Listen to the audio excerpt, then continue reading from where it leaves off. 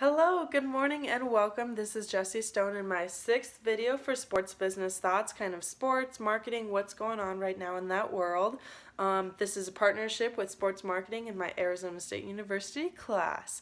This week, I'd really like to talk about the world-renowned March Madness, the tournament that has been taking over social media worldwide.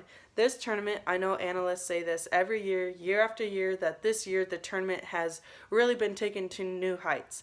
But this year, I really think that March Madness has been taken to new heights that have never ever been crossed or even accredited to before. And that's because this year on the men's side, we had a 16 seed take down a number 1 seed. But this wasn't the only number 1 seed that lost. We had two number 1 seeds that have now been taken out of the tournament and two number 2 seeded teams. Now, it's not the first time a 16 seed has taken down a 1 seed. That happened before with Stanford and their women's basketball team a couple years ago.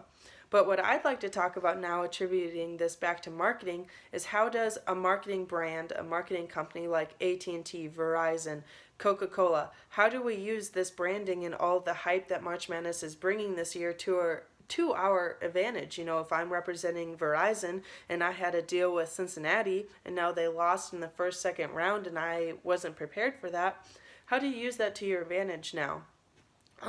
Similarly, I think that Arizona State University teams are performing really well right now too. Both men's and women's golf and tennis teams are now taking on the 1 seed. You know, so how do our partners here at Arizona State University, maybe MidFirst Bank, maybe Wells Fargo, how do we capitalize on how well our spring programs are doing? Maybe our men's team is already knocked out of the tournament, but that in itself was also a huge feat.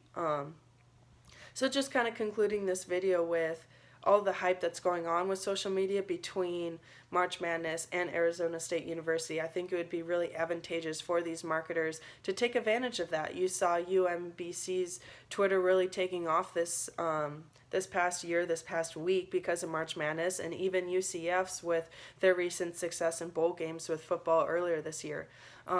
So just also kind of taking into consideration social media and how that can really attribute to a team's success.